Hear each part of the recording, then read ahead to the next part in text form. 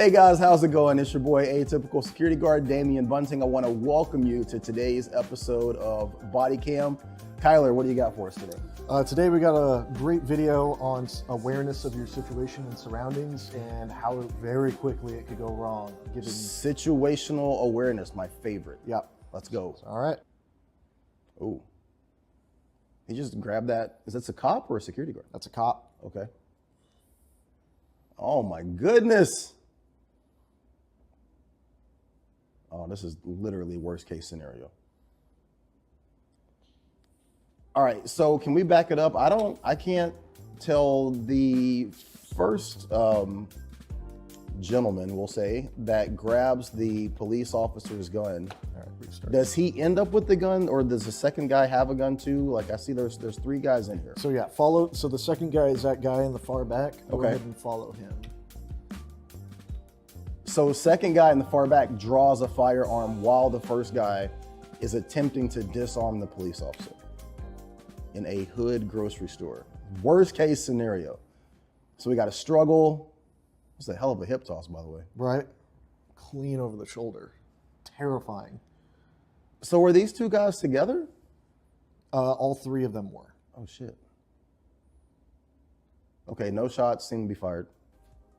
Officer got his firearm back. He got it back. Oh my gosh.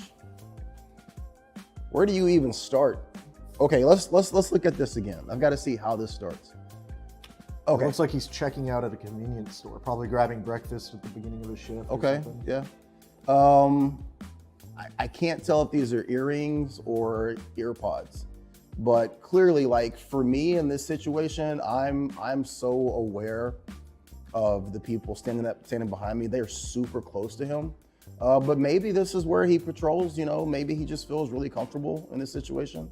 I mean, look at his hip position. He's like, the gun is facing the guy that's directly to the side of him. Yep. I'm also going to say that how quickly that firearm came out, this is probably a level 1, maybe a level 2 retention type holster. not one with a clip. Does not seem like one that has a hood on it, that has a kind of a rocking motion or a locking mechanism.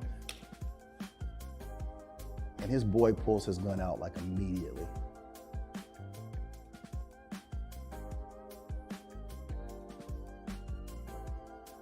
I think the only thing that saved the cop from getting shot is that he literally pulls the other guy the in the first way subject in the of- way. Yeah.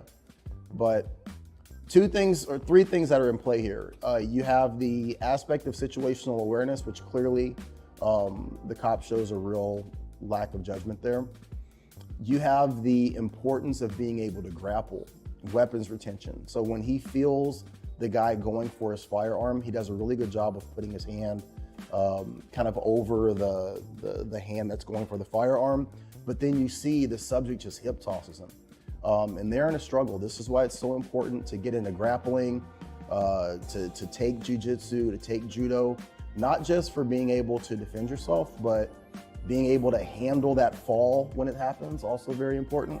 But literally worst case scenario, all this happens and there's a second person, even a third person, the second person clearly armed, and everyone lucky that shots weren't levied in the situation. What's the outcome? Yeah, so the full situation. All right, yeah, so the full situation, this took place in Detroit, Michigan, in summer of 2023. The officer was stopping by to grab some food on his way to work, so probably the morning, a little lethargic, like out of bed a half hour ago. Comfortable. Yep, we're backseat judging here. Right, 100%. Like we don't know if he just got off shift like the night prior. 100%, absolutely. Yeah, and honestly, power to the officer for being able to regain control over his weapon. But absolutely. Basically what happened was the officer wasn't harmed, nor did he lose his firearm by the end of it. The three boys were later caught and charged. I say boys because the 16-year-old without a shirt was charged with armed robbery, disarming a police officer, assault with a deadly weapon, and 3 counts of felony firearm possession. Oh my gosh. This other 17-year-old boy with a gun was charged with armed robbery, disarming a police officer, and 2 counts of felony firearm possession. Absolutely insane. Absolutely insane. So the 2 guys who had guns in this situation were kids. Yeah. not even out of high school. Yeah, and that just goes to show you that, you know, you don't get to pick and choose who the perpetrator is going to be on that day. Very important for law enforcement, but you know, the principles that you're seeing in this video can apply to private security and just anyone who is carrying a firearm for personal protection.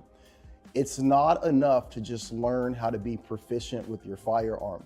Weapons retention, being able to grapple, all of those are so important, because when you have that firearm, you've now introduced a firearm into potentially every situation. And you've escalated. You've escalated the situation just by having it there. So if it comes out of your holster, that firearm's now in play, and it's in play for anybody and everybody that can get a hold of it. So very, very important to understand the responsibility of carrying the firearm, but also the responsibility of being able to retain that firearm or potentially get it back in a situation like this. But also, so important, situational awareness. Sometimes if you find yourself in a location or a place where it doesn't feel right or comfortable, sometimes you just gotta say, hey, you know what? I'm actually good. I'm gonna dip out. I'm gonna go down the street to another gas station. Or I'm gonna go to drive-through. I'm gonna go to a drive-through. Completely okay. Do not feel like you have to finish that transaction when you're in a situation where it doesn't feel right. Sometimes the best thing to do is just simply back out and leave. Yep. We want to know what you guys think. How would you have handled this situation? What could have been done differently from your perspective? Drop your comments down below, and then we'll talk about this on a future episode. Thanks for stopping by. As always, you guys take care and be great.